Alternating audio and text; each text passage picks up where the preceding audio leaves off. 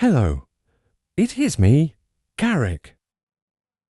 I am a little sleepy right now, but I am very excited about this new episode of Good Soup After Dark. Jay and Marie have been working really hard making this podcast, and they plan on doing even better things in this new coming year. Be on the lookout for their next video where they recap their 2024. And if you are an artist, musician, business owner, author, or someone with an interesting story, be sure to reach out to them via email goodsoup.prod@gmail.com or DM them on Instagram at goodsoup_prod. Please enjoy the video and be sure to like, comment, subscribe and share. I'd like them to be able to monetize and buy me scrumptious treats and fun toys. We thank you for checking this out, and please enjoy this healthy helping of Good Soup After Dark.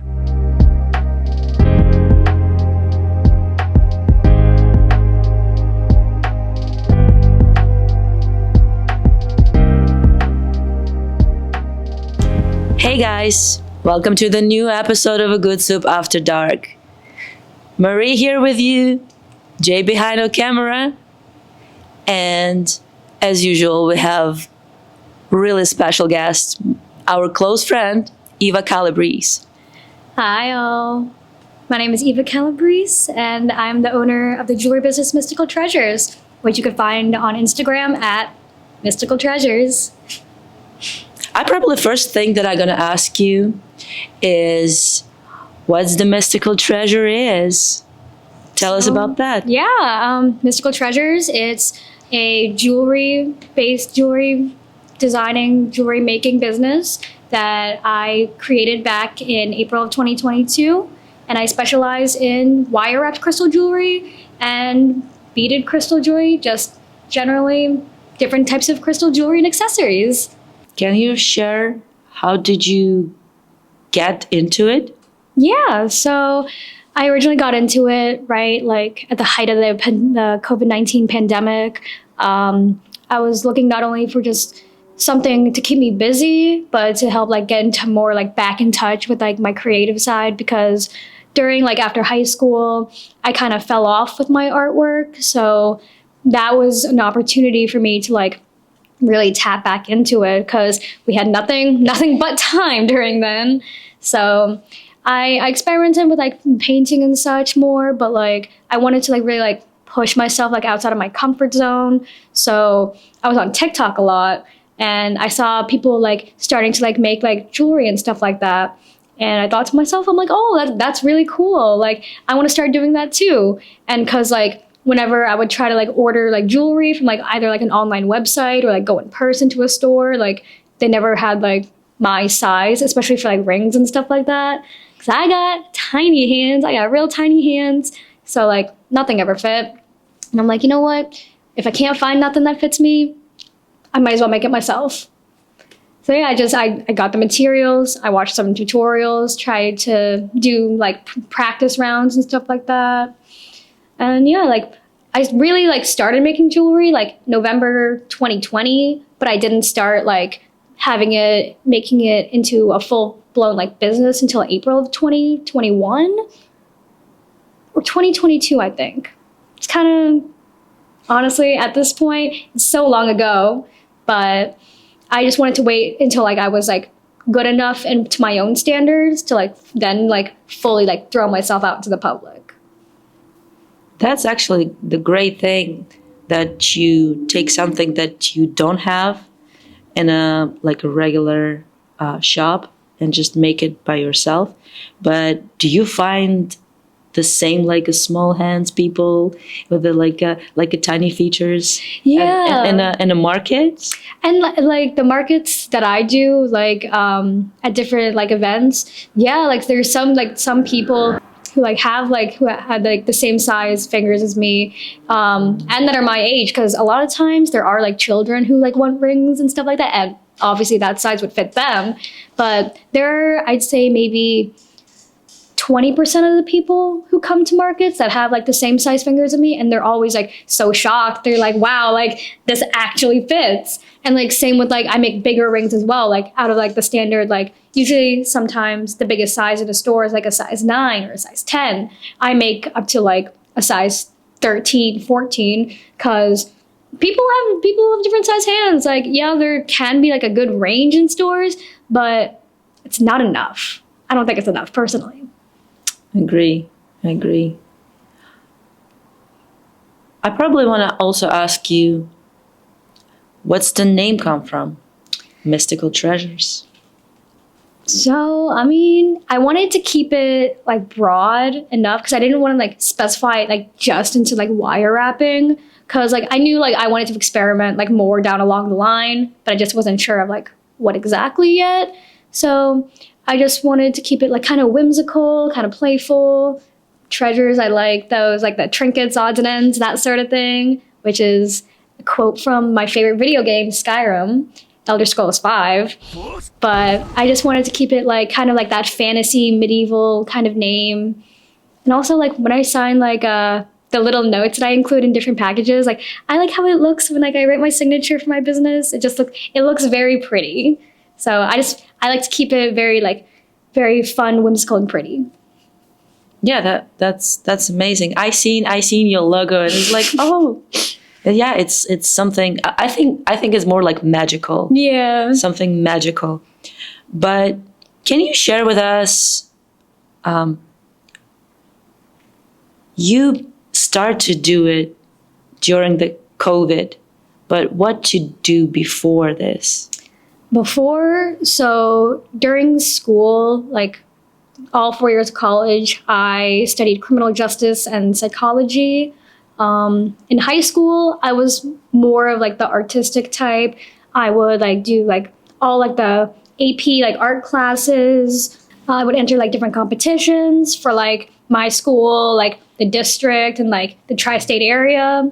But yeah, like during like senior year of college, I decided to like, like I want to do more to help people. So I thought like criminal justice and psychology was like the best way to go, because it's like, for me personally, like I struggle with like mental health and stuff like that. So I wanted to take like what I would learn and like help other people with that. But like along the line, like when the pandemic hit, I was in my junior year of college, and that's when I discovered like making jewelry. And so like when I started doing that, then I realized like I can still like help people like feel good about themselves and help like just like their self-esteem and like their mental health generally, but in like a different way. Because with what I originally wanted to do, I wanted to be an adult like therapist, because like to try to help people out with that. But then it kept weighing on my mind that it's like, if I take that home with me like every day, like how is that going to make me feel? And then when I just started doing jewelry, I'm like, wow, like I can help people like feel like find themselves, find their own style, like through that. Like it doesn't have to be like through psychology, it doesn't have to be like through criminal justice. So it's like you make art healing? Yeah. And that kind of ties in with, I think, like the crystal healing aspect too, because I'm a big believer in like different like properties that crystals would have, and there are different like healing like properties and things like that. So I think like by helping like put in my energy when I work with the jewelry and like into like spreading that energy to other people, which, speaking of spreading good energy to other people, I have something for you that I wanted to. Something for me? I do, that I wanted to gift to you. Oh gosh. That's mine. Yeah. So in a recent project that I did, I had made different beaded necklaces based off of my favorite artist that I met in Philadelphia, and Marie was one of the artists. I'm gonna cry. Thank you. So sweet. And it's gorgeous. I seen it. I seen it. Mary, would you like to put it on? Yeah. Yeah.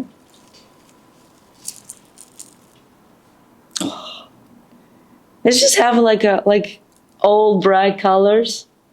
Yeah, I really wanted to like base it off of like all your different paintings and stuff like that. Like all like the different And the colors you noses. use. Yeah, and like I really wanted to find like an upside down no, it's kind fine. of heart for like that middle piece. But like when I saw that, I was like, that's it. That's the middle piece. It has to be it. Thank you very much. You're welcome. It's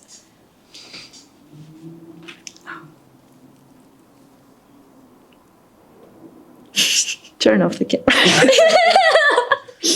Now we can. Yeah, we're still gonna talk, of course. I will ask you to take this if you don't mind. And is this bag like a standard with like what people get when they order stuff from you?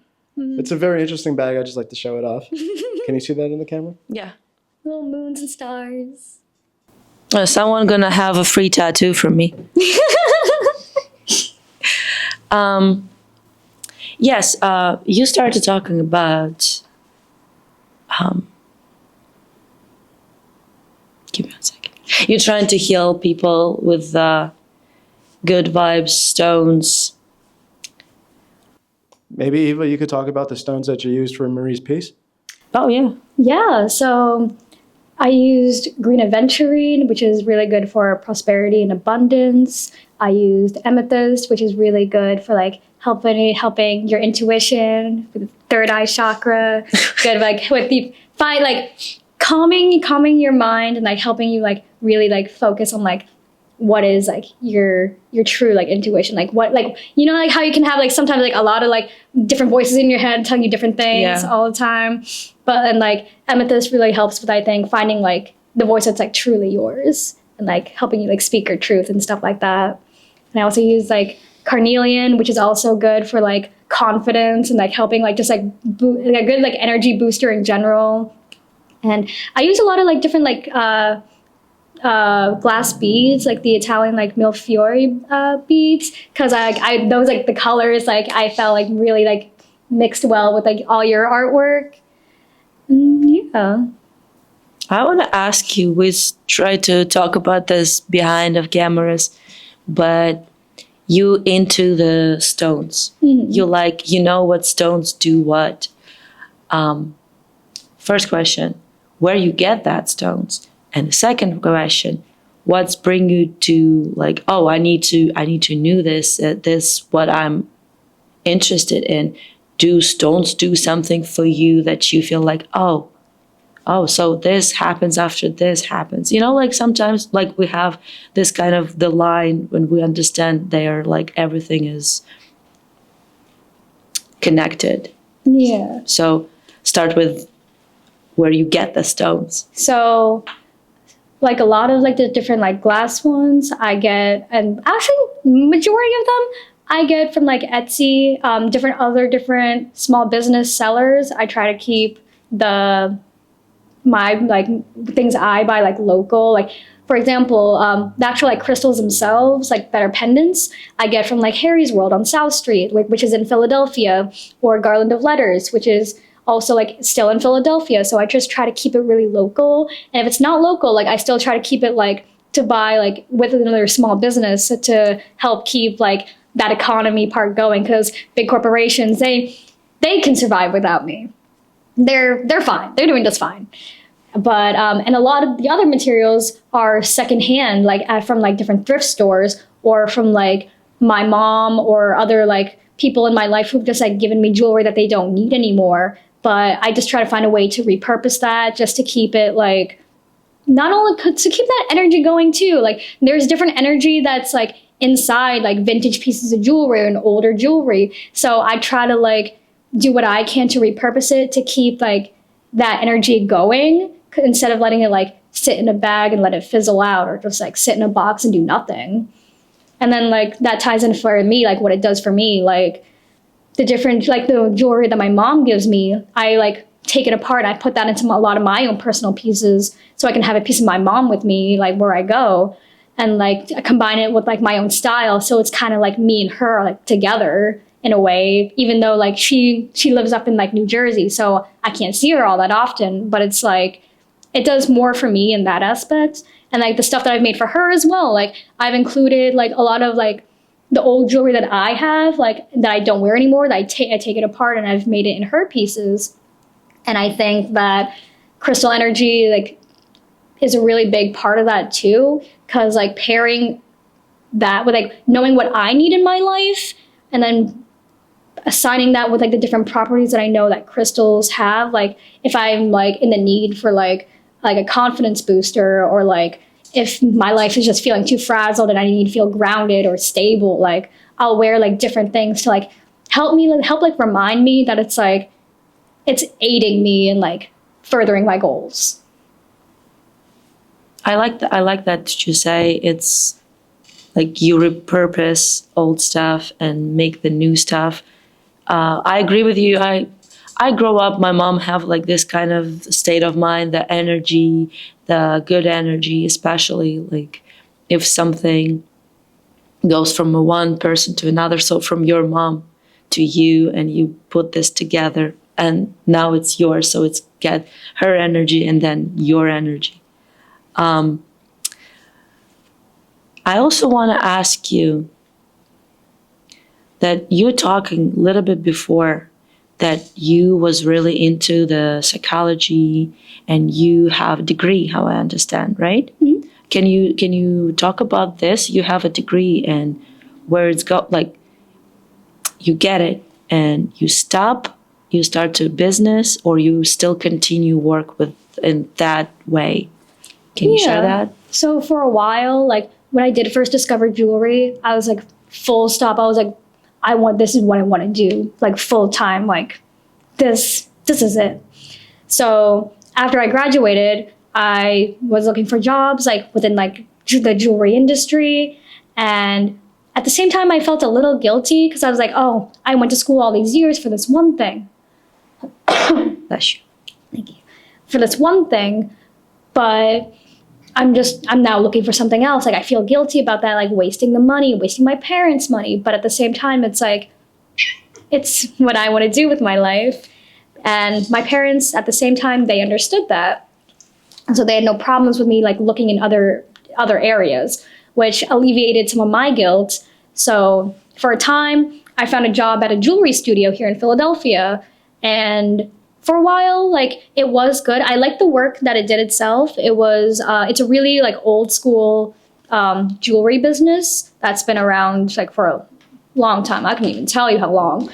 And like my job was I worked as a jewelry enameler. So I would make all like different like enamel pins like from hand. Like I have a few of the pins on my backpack, but like the pins like with like the glass in it. Oh, yeah. Yeah. So like we would make those, but like the really like old school version of it. So like instead of like injecting like the liquid enamel into like the piece, we would like mix the powdered glass with water and then put it into the pin and then like bake it, file it down because like you need to layer up a lot of glass on it, so on and so forth.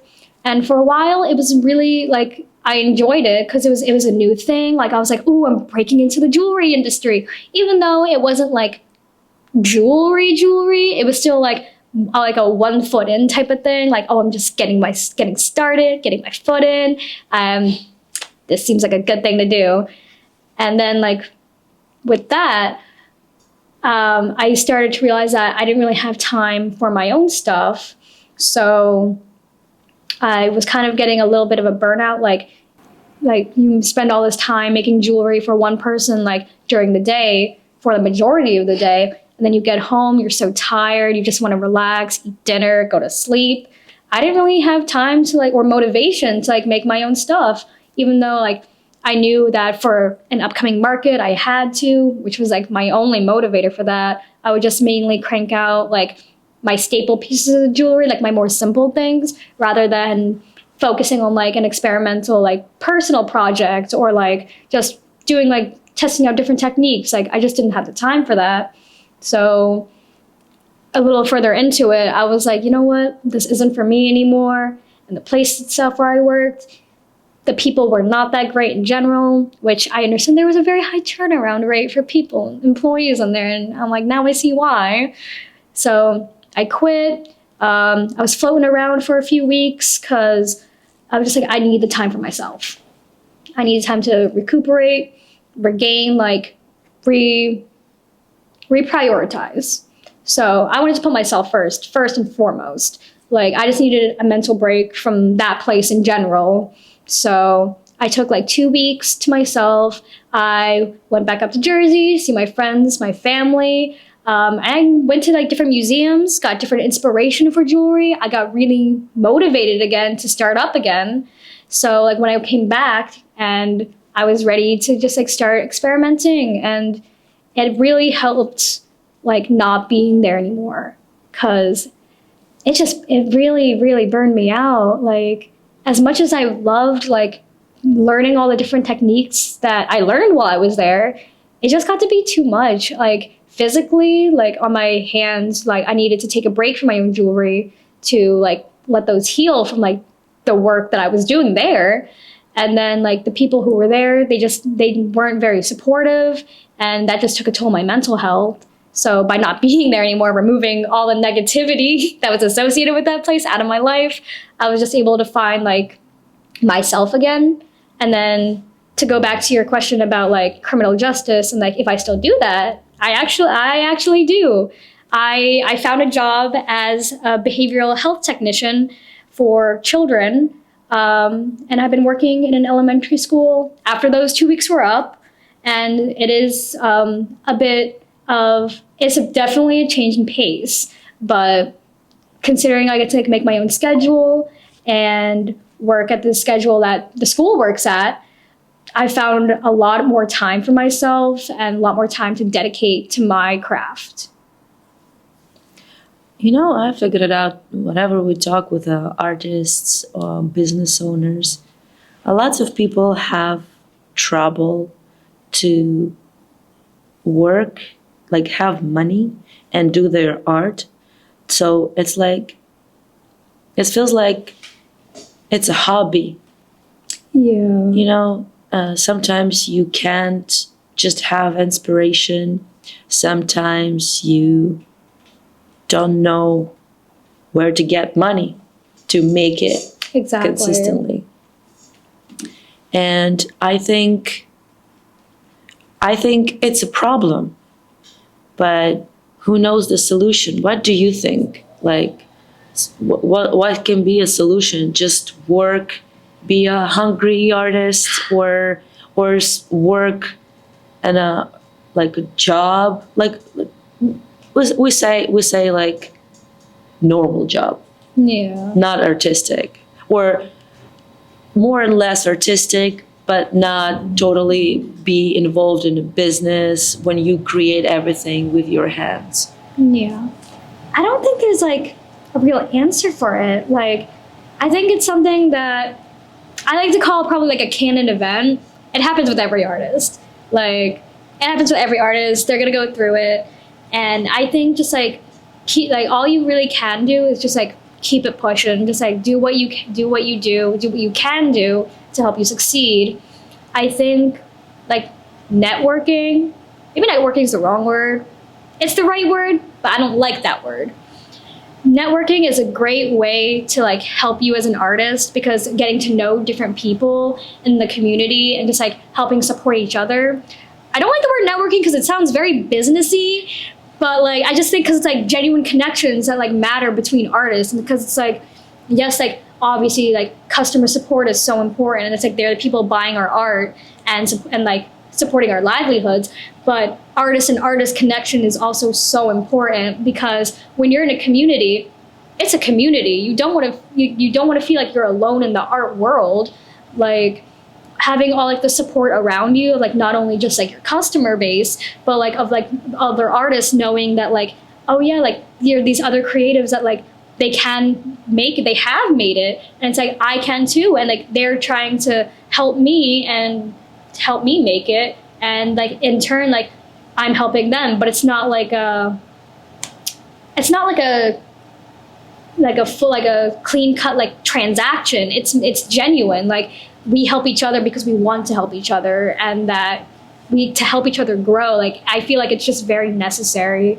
And not yeah, like there isn't an answer for being a starving artist, and like having needing a side job. Like it doesn't have to be necessary to have a side job, but I think it does like add like a different facet to you as a person, like the duality of man type of thing. It's like, oh, it's like I always like asking artists like, what is your day job if you're not like a full-time artist? Like I always love asking that, because it's like finding out like things about people that you never knew about. Like with Chrislyn, I had no idea that she worked in a hospital and that's just so cool to me. It just gives me a whole new perspective of her as a person.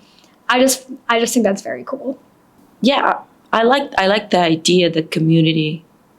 But if I come back to my question and I ask you, you said the previous job that you have, then you work with the glass jewelry.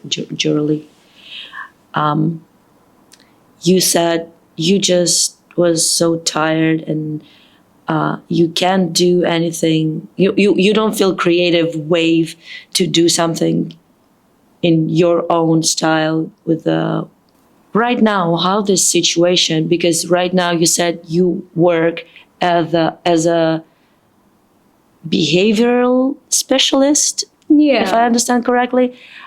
Do you have time? Do you have inspiration still?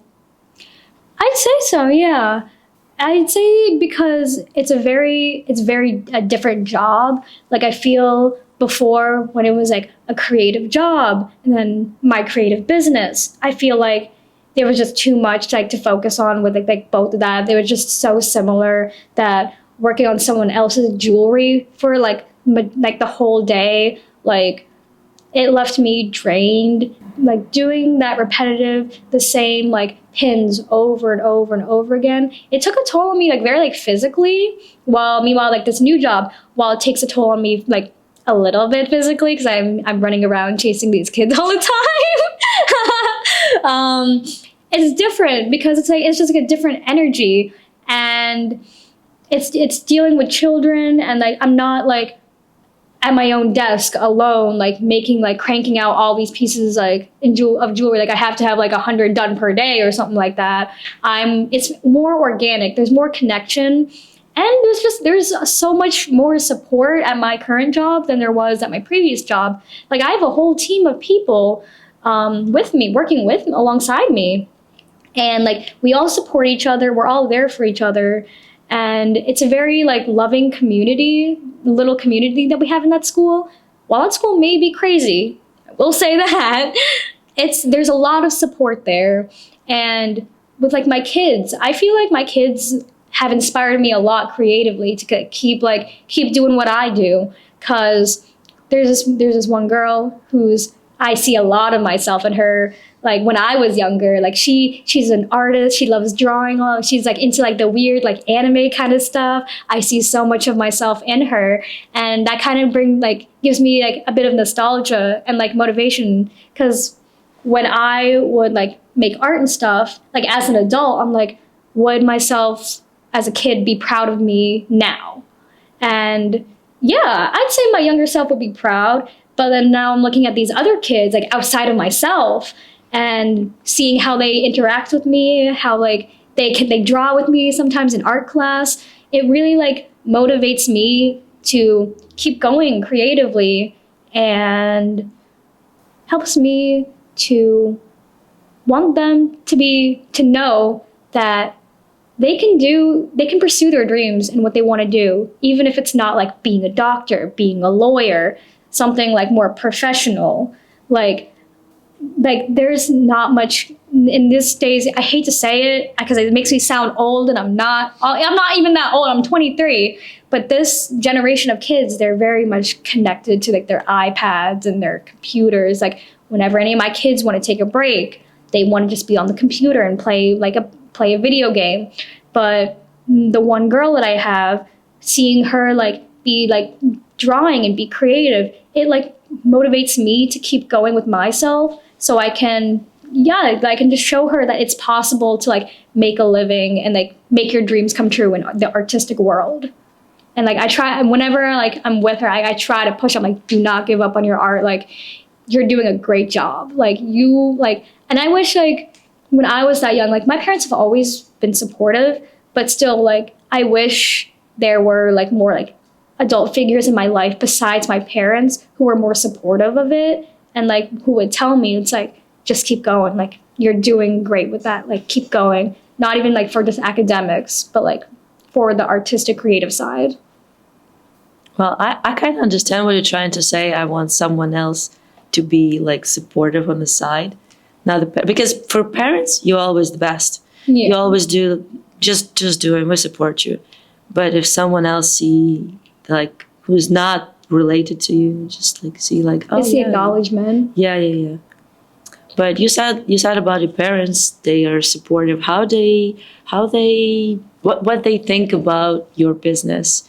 They see it as a like big grown business. Yeah. And you can just leave the job and do only your art, have like artists who do your designs.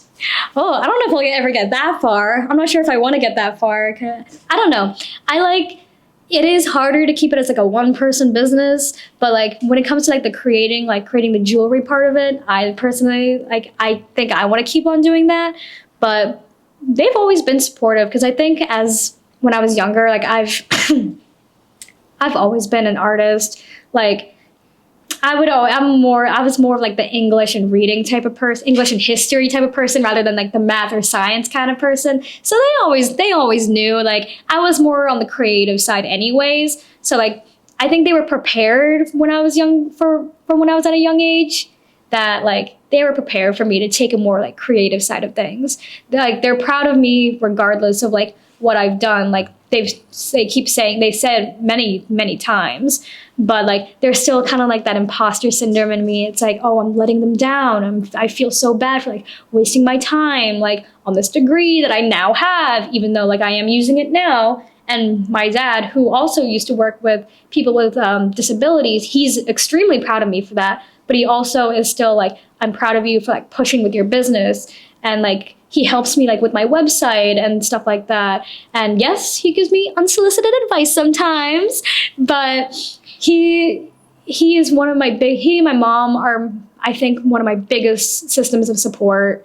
Like they've always supported me in my creative journeys. And I really couldn't have asked for like a better set of parents in that regard. Like they've always supported my journey. Who except parents, and of course, lots of customers do you have, support you and just give you this inspiration to create? Because you talking about this, you was inspired to make it with the artist, how I understand, Philly based or like a surrounded area. What's inspired you like in these days? What's inspired you to create?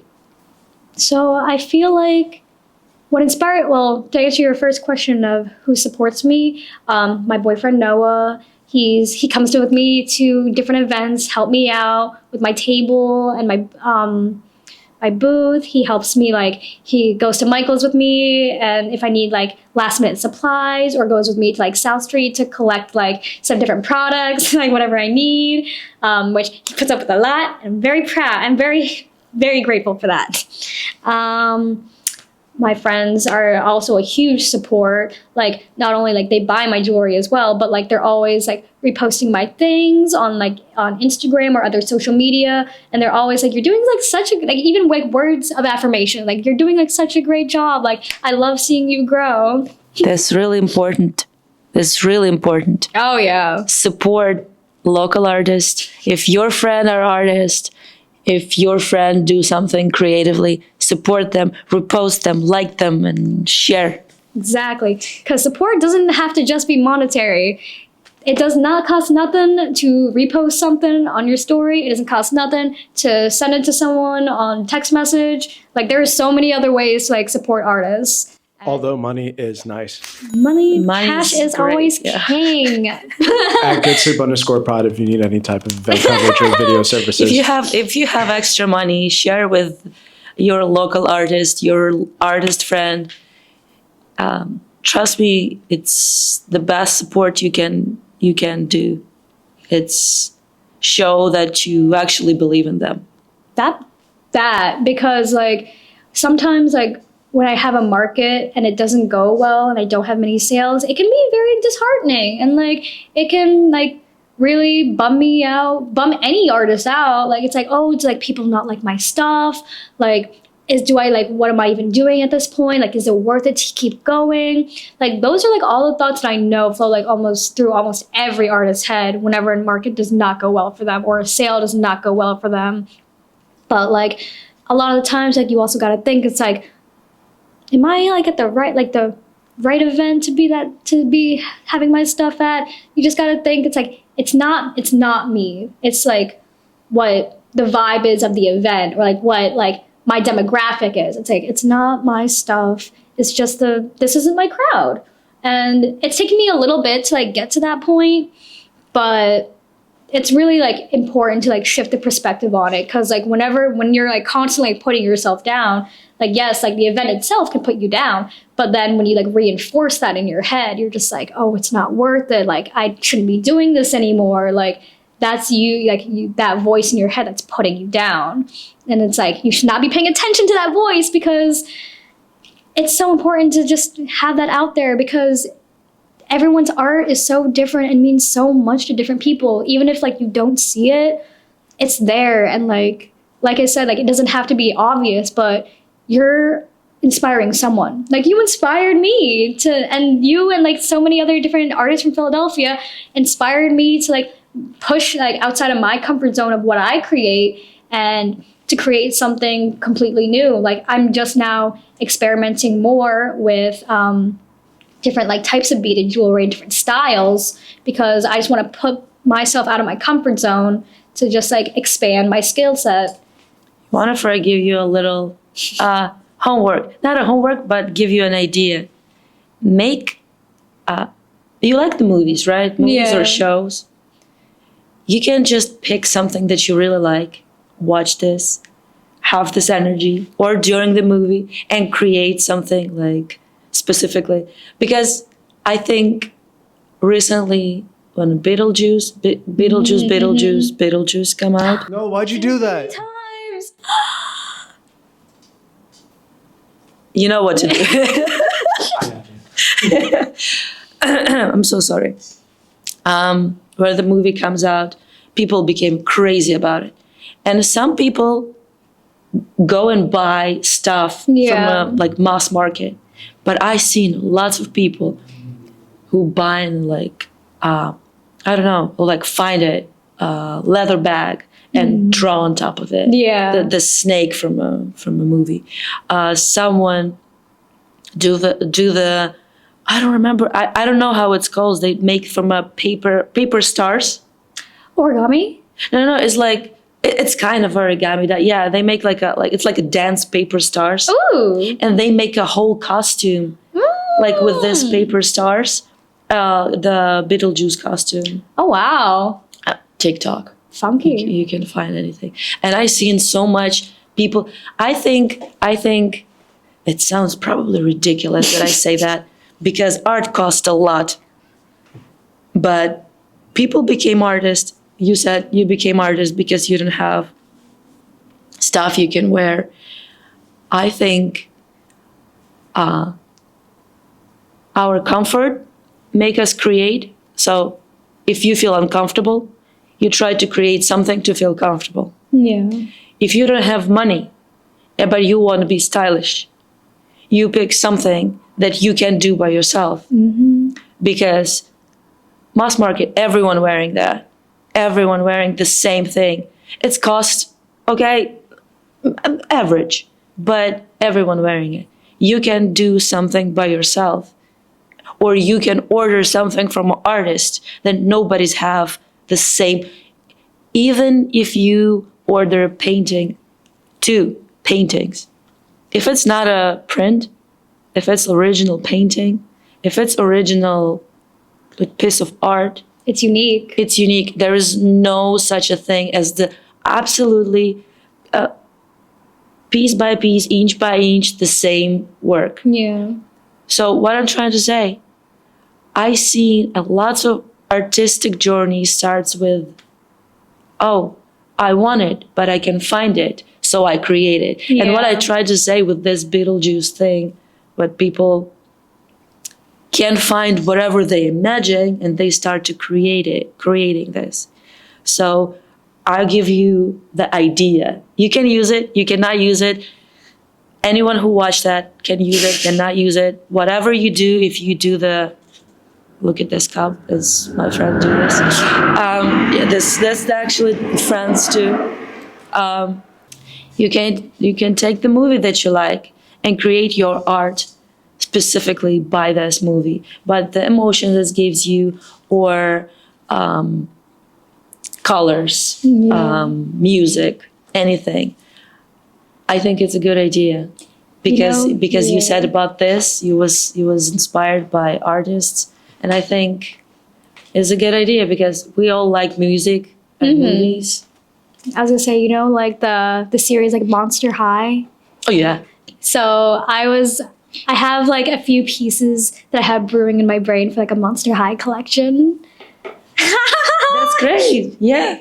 Yeah. Yeah, I have a lot of ideas like brewing in my head. It's just like a matter of like actually doing them and going through with them, because like it is like a matter of just like time and stuff like that. Like when I did the Philly Creative like necklaces collection, it was during a time where like I had a lot of time. Like I think I had just like quit my job at the bakery before the jewelry studio. I just quit there. So I had a whole bunch of time on my hands. I was like, you know what? Like I've had this idea in my head for a long time now. So I'm just going to go through with it. I finally have the time. I'm just going to do it. And then boom, at one after the other, I'm just like drafting different like ideas in my head, doing different sketches. I'm just like, okay, like these are the color schemes I want for this person. These are the ones I want for that person. This is different research of like what different like centerpieces and pendants that I want to choose for them, or what charms I would want to make for them. Like I had all these ideas brewing my head, finally becoming concise and like narrowed down because I finally had the time. Yeah, I must have probably like open up a little bit about myself, because that whatever you said right now about the time, and when you have a work, especially if you have a creative work, you put all your creativity into that. Yeah. And when you come home, you just squeezed. You don't feel like you have, not only like you maybe have energy to do something, but it's not creative. Exactly. It's like you can make dinner. That's about it. This is complicated, but also really interesting topic, because we're talking about burnout. We're talking about find a time for your art, find a time for creative. When I was back in Ukraine, and I work as a designer, graphic designer in a company.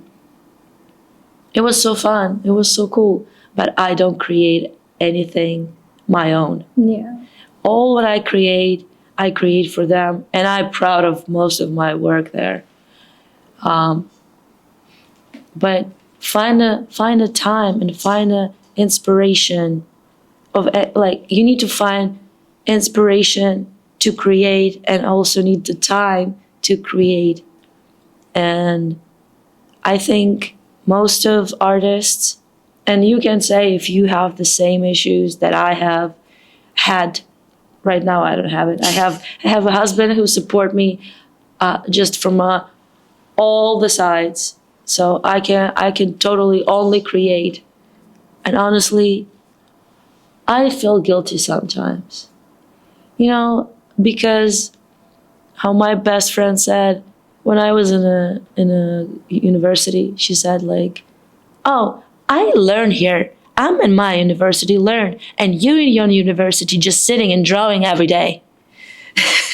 Because for her, drawing every day was something not serious. Yeah. But I understand. I love you. I don't know. I understand what she tried to say.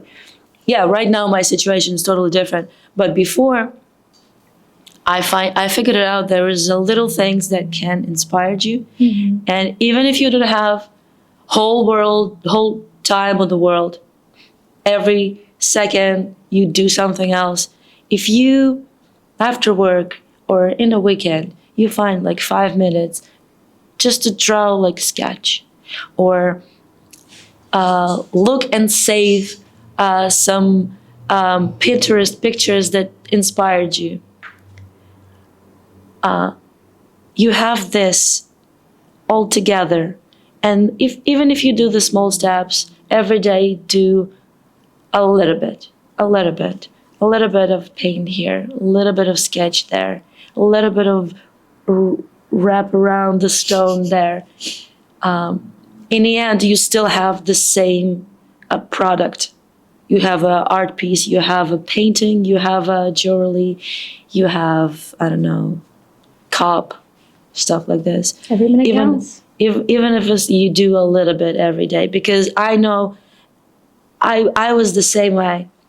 I struggle with that. Now I have a different struggle, you know what I mean? Yeah. Now I struggle that I do only art, and sometimes, like you said, you go to the markets and nobody's buy it, or worse, someone say, "Oh, my kids draw this." Or the worst one I think is like, oh, I can make this myself. It does seem discouraging. Like, I don't draw or paint or create anything like that.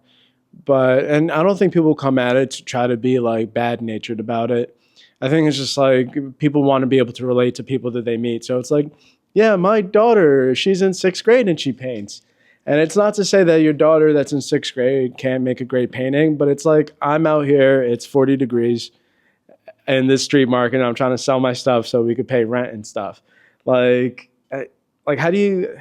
But you know what's really funny about that is that when I was at my friend's earlier, there was this little girl on the news like making like her own like plastic bead bracelets and stuff like that, and like there was like a whole like news story about her, and I just found it like really like, I want to say interesting, but I was kind of like a little bit of a hater about it. I'm not gonna lie. I was like, man, like this little girl getting all this news coverage. I'm like, what about all the artists that are like trying to make it as like their living and stuff like that? Like, I know she's like, what, like 8 or something? She's in 3rd grade or whatever, making her little bracelets. I'm like, yes, I'm so glad you're being creative and like having a creative outlet. But I'm just like, come on now. Come on, what about all these artists who are trying to like pay the rent and get exposure? Like, that's my inner hater. But I'm glad she's making her. I think you're trying to ask. I think you're trying to ask how she deal with the comments like that. Sure. So, I mean, honestly, like, it depends on like how they are coming at it. Like you said, most of the time they're not coming at it from like a malicious like standpoint, but sometimes like you can tell that it's like, oh, like why would I pay this if I can make it myself? To which like my usual go-to response is just like, oh, like I'm like, I just try to encourage them to do so. I'm like, oh, like you totally should, or like you should let me know when you start creating. Let me follow you on Instagram or something. Like you totally should like create if you truly want to like take inspiration from other artists and create. Go ahead and do so. Like don't straight up copy another artist, obviously, but it's like if you think you can make it, then do it. I mean, I ain't got no problem with you making it. Like my friend Chloe, she makes like all these different cool earrings and stuff like that, and I got inspired by her and like made my own like earring set because like she does like a 6 set of earrings. So I was like, oh, like I kind of want to do that too. Like, but I made it for myself because I'm not gonna sell someone else's idea, like, you know. But I wanted to like put my own spin on it, but like with her idea. But I'm like I said, like I'm not selling those earrings because it's like that's not my idea. Even though like obviously no one owns an idea, but it's like for me it's like the principle of it. You mentioned earlier that you don't know if you actually see yourself doing this full time. Like, is that just like the inner like I don't want to disappoint my family, or like because I think we all. If I could speak for myself, like I have a pipe dream of doing this full time. Like my real like day job is being a cable guy, and that's like it's a good job. It definitely helps with the bills, but it's not what I want to do for the rest of my life. So like as far as like what we do now, like the podcast, like we do video production, and Marie's always been trying to like up until recently trying to like convinced me to like, oh, let's do our own production. That was like always like a big topic of discussion. And I'd always be like, no, we got to like practice on other stuff first.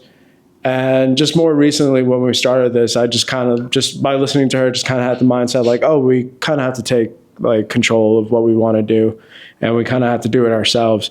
Like, do you not see yourself doing, maybe not, I don't know, maybe not just being a one person business, but like, do you see like an alternative future where you're doing this or like this type of, or this line of work?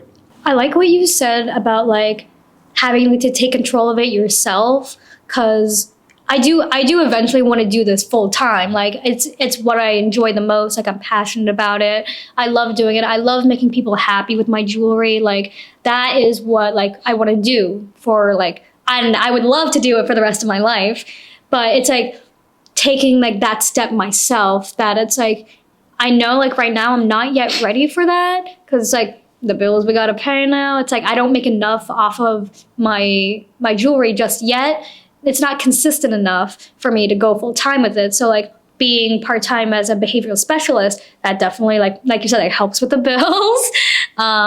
But like I do eventually like want to take that next step myself. It is just like a matter of when I'm gonna take that next step and like how I'll take that next step.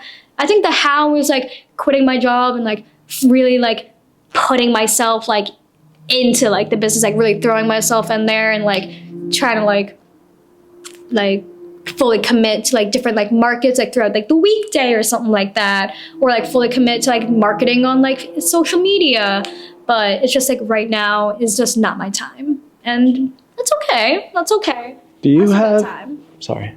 Do you have like, I guess like the expression is like a pipe dream with this, like the like not necessarily the end goal, but like, for example, like what we're doing as far as just like the video production, like we want to be more of like, I guess just like more media, like our own studio, like whether we do our own movies or like documentaries or different types of shows or like podcasts like this, like we want to like be like the means of production.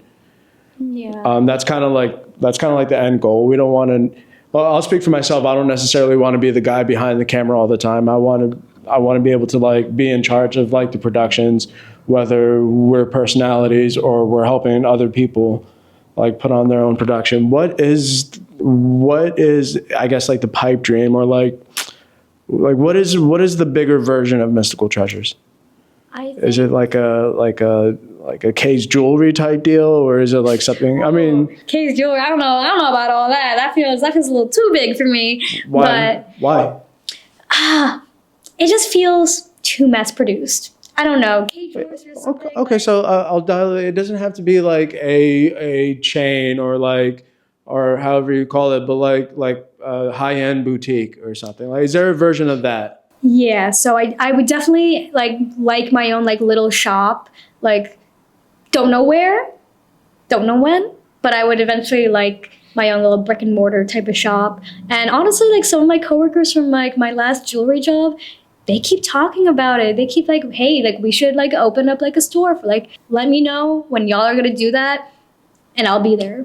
Like I will be there, because like I would not mind like working with like sharing the space with other artists, because like that would just provide, I think, a good variety. Because a lot of the stores that I've been to that just sell solely like crystal jewelry, it just feels it can get very repetitive, because it's like there's like, for example, on South Street, there's a lot of like different crystal stores on South Street, and it can get, the products they carry can get very just like repetitive. You're seeing the same stuff in basically the same store over and over again.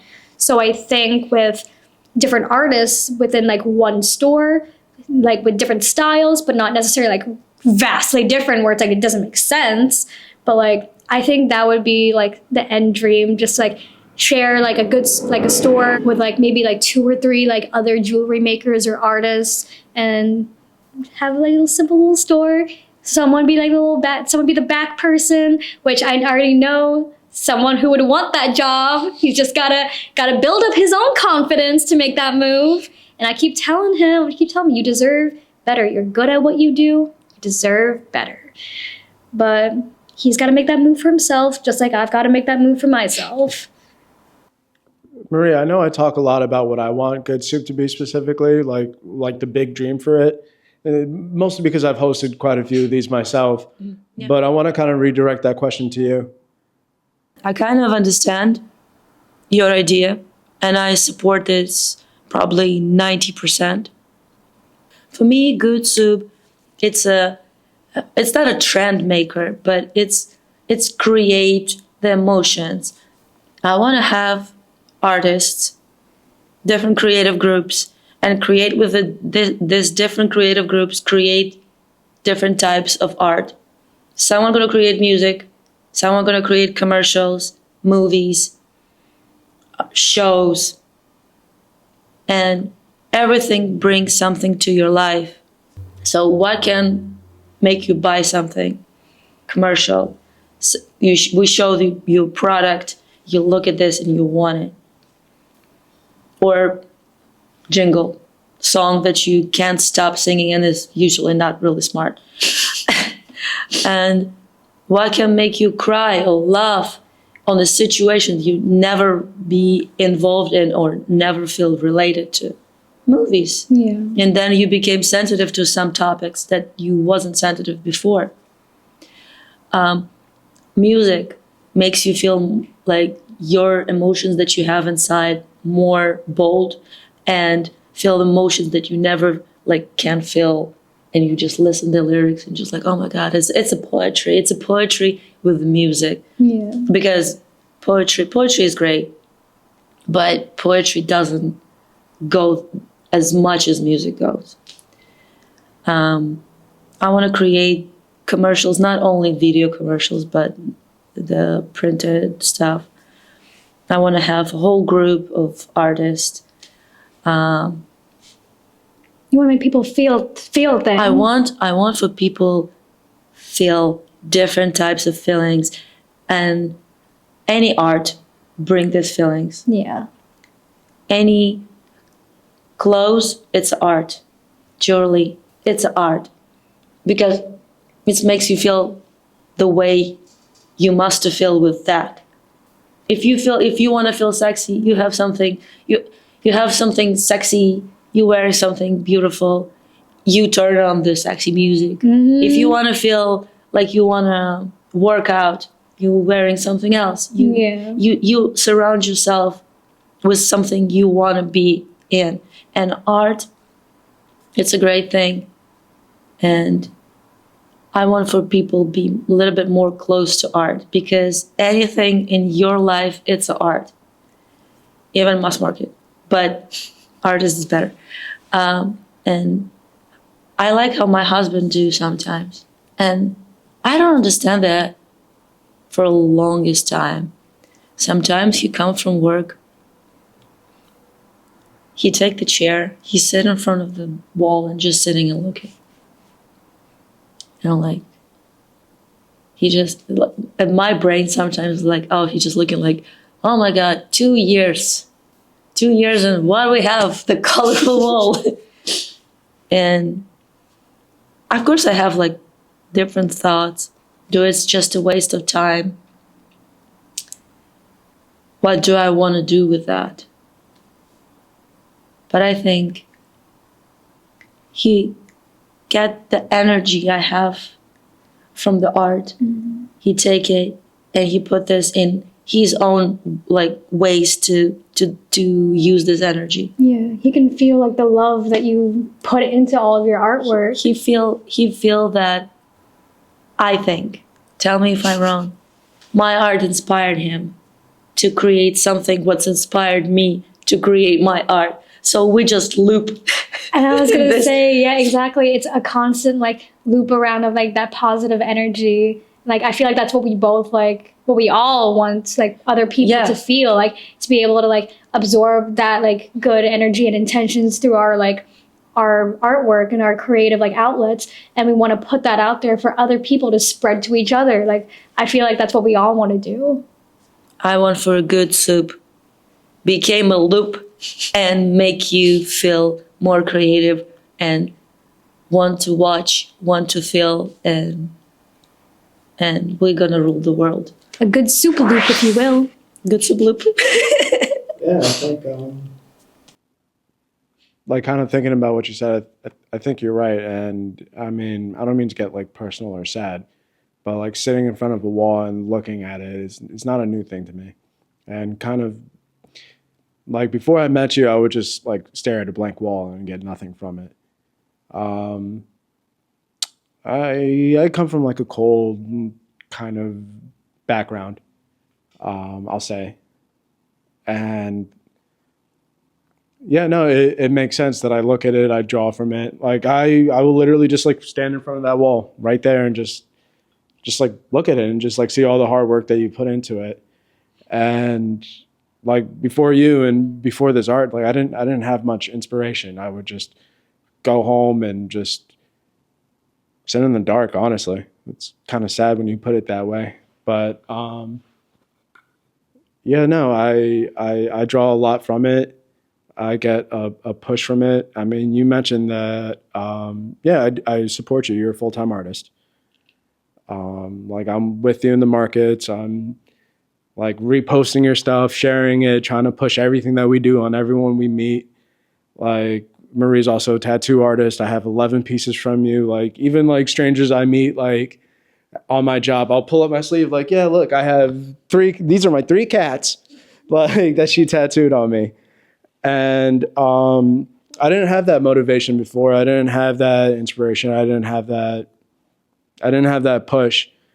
And like sometimes I look at like what we do with like Good Soup in like the past year, because it's been about a year that we've been really actively doing this, and like some of it feels fruitless. You know, some of it's just like we fall flat on our face, whether it's just like the work that we do, or even some of the interpersonal relationships that we make or lose over the time.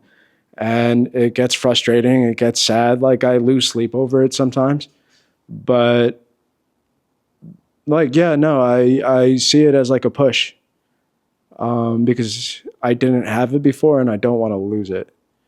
So, I mean, I know like sometimes I seem like a maniac with this shit. Like, like a lot of the times I come straight home, I sit in front of the computer and I just try to make something. I don't want to lose it. And I want this to be like a full-time real thing. Like I never felt this way before about doing any type of work. So, yeah, you're right. I think to find Noah who help you, who pick the stuff that how I understand exactly what you want.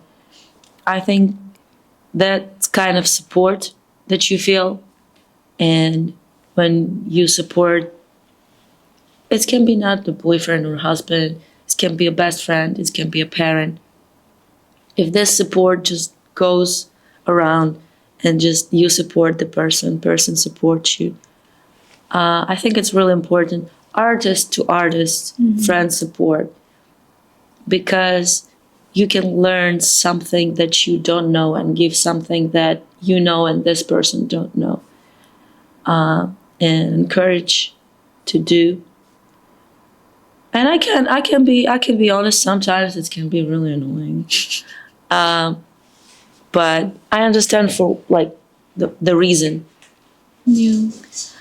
I believe that every artist deserves to do art full time and have money for it and have recognition for it. And I think, if I can say, we can cut it if it's not necessary.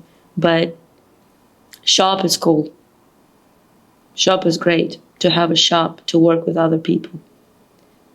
But also what's cool, to create something that only one person, I don't know, celebrity, royalties can wear, and it's like, it's your name on it, and Yeah. everyone knows it's your name on it. Yeah. Make this art as bold as possible to people recognize you, because everyone can call themselves artists, because creation, all this, it's art. But to be recognized, to be seen on this amount of artists who exist, and they spread their art and work around their life, and you don't know who you are. I don't know. I have the different works. I was graphic designer because my parents thought it's the greatest thing, because if you just paint something, you don't have money. But if you're graphic designer, I'm so sorry, I lose my voice. But if you're graphic designer, you have money.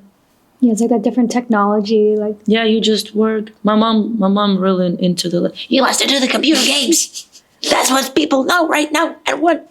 but it's like And the she's paint right. feels so personal, and it's like it's you. Yeah, and the hardest is be yourself.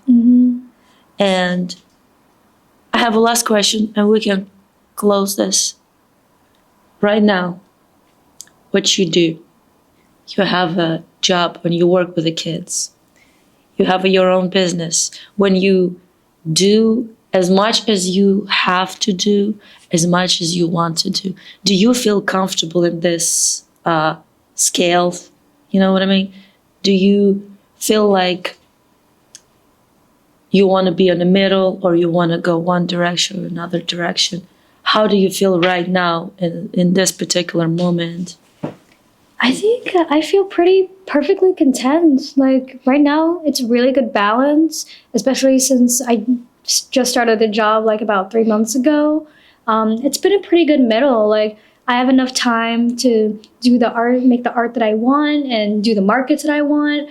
And then I also have a time to work with the children. And honestly, like I really, really enjoy it. I feel like I am making a difference, and I feel like at the same time, like when you work with like kids, especially like in person, like you can see the difference that you're making. Like you can see like the shift in behavior and the shift in their mindsets. Like one of my kids, for example, like he has a lot of self-deprecation problems, and most of that is like stemming from like his parent. So it's just become very difficult for him to like accept praise and like feel like he's doing a good job, because in his head constantly he's thinking basically, well, if they already think I'm a bad kid, I might as well act like a bad kid.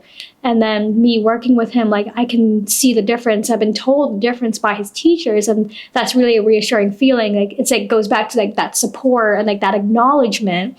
It's like some days it's like, oh, like the kids, like they hate me, like it's like it's been a hard day, like they just don't either want to listen, or like they disrespect me. But like when days are good, like they're good, because when they have a bad day, it's not because they're a bad kid, it's because like they have a lot of emotions that are bottled up inside them, and they don't know how to properly express them, and my job is to help them with that. And I think especially starting from a young age, it's so important, because a lot of people today like have a difficult time like expressing their feelings, especially with words. I have such a hard time doing that. Like I've come a long way in my own like mental health journey, and to get to a place where I'm comfortable with myself, and I'm so comfortable with myself right now. I don't want to say like I do love myself. I love myself, but it's not like love. It's like, oh, I love myself. I'm cool with myself. Not selfish. I'm chill with myself. Like, I'm cool with myself. But at the same time, it's still like, I don't know that well how to like convey my emotions, whether they be positive or negative. I'm a very like quiet person a lot of the time, especially when I'm at home. It's like, I know it's constantly checking on me. My boyfriend, like, hey, like, are you good? I'm like, oh yeah, like, I'm chilling. Like, I'm chilling. Like, I guess I kind of like forget to like vocalize it. And in my artistic life, I'm pretty content with how it's been going now. Like, I could stand to be like, I think, a little bit more involved. But I think right now, like, because market season has slowed down a bit, so there's not much to do as of right now, except for like custom orders and things, and just let it flow. But I'm pretty content with myself, and I'm so grateful for like the amount of support I receive, especially like between like the two jobs. Like Noah, he's such like a big like support in my life, like, because he also like works with children as well at a hospital. So it's like he understands that part. And while he might not completely be on the creative side, he still like supports me like 100%. And he tells me all the time, like, how proud he is of me for it. And like that those words of affirmation, like every day, that means like I have a difficult time expressing it, which I know I could stand more to do, but it means so much to like hear that every day. Like it is a really big part of like keeping me going. And like, because he's also kind of more of like a closed off type of person, more reserved. So like he doesn't express all too much, but when he does, it's like I feel like it's a reward for me too. Like I get to see that part of him, and like I'm really grateful to be able to not only have his support, but be able to also inspire him, because he's let me know that like how I've inspired him, and like that's also a big part of like my own like not only artistic mission but like personal mission, is to like help other people like find ways to express themselves, and not in a way it's like, oh, like this is my job, like this is like what I want to do, like I'm secretly like doing this, that, the other, to like get you to open up to me. But it's just like how I feel, just not in a selfish way, if that makes sense. Like some people, like they do things just so they can feel good about themselves, but like I feel like I just want to help people do this just so I can see them grow and I can grow alongside with them. Yeah. I don't know. I have this in my mind, because you said you had the first job in a bakery, and then you work in a jewelry, do the glass stuff, pins, and right now you work with the kids as a behavioral specialist. How long do you work in each job? So the bakery I worked at for about 3 years. I got it during, I think like right before the pandemic, or like right as the pandemic hit, because it's just like, I need money, it's a job. Mm-hmm. Stayed there for 3 years though. It was pretty solid. And then when I graduated, I was like, okay, I was getting a little bit of a pressure from my parents. It's like, hey, like you've been working there for a while now. It's like maybe now that you've graduated, you might want to like move up a little bit. And I'm like, okay, so this is my sign that I should probably do something more. So that's when I went to the jewelry studio, and I was there for about 3 months, March to August, and then August I quit. I was just like, I'm not having this anymore. And then I took my little like 2-week break from then, and then I started working as the behavioral specialist. What I'm trying to say is never afraid to change the job. I don't know how government look at it in America, but I think in any age, if you feel like you don't want to do this, not don't want to do this because you're lazy, I don't want to go to work, you feel like, oh, it's not that I want to do. Yeah. Don't afraid to change it. Exactly. There is always work for everyone. Change is scary, but you know what? You just gotta do what you gotta do. Because you never be happy. You never have enough money, even if this job give you money. There's never enough money in the world. If you don't like this work, you don't have enough money. You don't have enough time. You find something that you don't like and you're not satisfied with. Just change it. Sorry, I said it again. Just change it. And it's much easier to do this when you're young. Yeah. And much harder when you adult. I was just gonna say, my coworker at the jewelry studio, he has a similar issue where he's been there since he was 18, and he's now, I think, 50. So he's been there a long time, and it was a family-owned business. He's not blood related to the family, but he's been there basically long enough to be considered somewhat part of the family.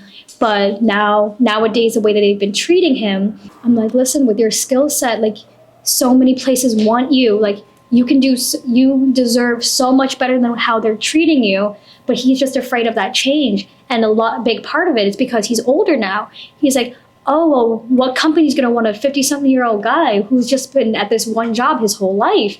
But it's like you've got the skill set and you've been there a long time for a reason. So they're going to clearly see what your skill set is. And he's just afraid of making that jump. He's so comfortable and complacent with it. And he knows that he can do better. But it's just that comfortability that he's been stuck with. He's afraid of the change, which I get, like, when you're older, like, I totally understand, like, you don't want to change things. But it's like, at some point, enough is enough. But obviously, I tell my kids all the time, you cannot control other people, what other people do. You can only control yourself and how you react to other people. I can give out all the advice I want. That is asked of me, of course. But it's his choice whether or not he decides to follow it. And it's my choice. It was my choice to, like, leave the jewelry studio when I wanted to. Because I'm like, I cannot be treated like this. So, bye.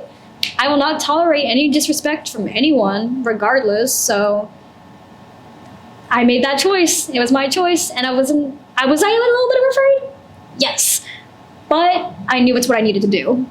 So I was just always go from a comfort zone to somewhere. And I think I said that before. If you're not moving, if you not progress, you regress. Mm-hmm. And if you in a comfort zone, you never grow. Yeah, exactly. Unfortunately, comfort zones so comfortable, so cozy, so everything everywhere. But only go outside of the comfort zone, you can reach out your goals and grow in a professional or personal Exactly. Because if you're surrounded by the same people your entire life, you're going to be stuck in, like, an echo chamber of the same ideas bouncing off everyone's head and the same workplace for the rest of your life. You're going to be stuck there, and then you're never going to know a world outside of it.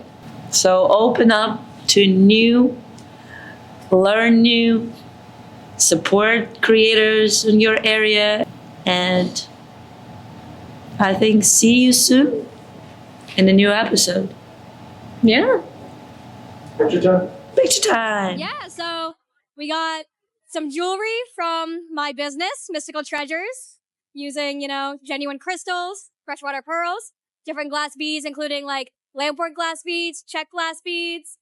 Got some cool bracelets, rings, necklaces, and pendants. And yeah, all your trinkets, odds and ends, all you would ever need. People can find me on Instagram at Mystical Treasures, my website, Eva's Mystical Treasures, or on TikTok as well as, once again, Mystical Treasures.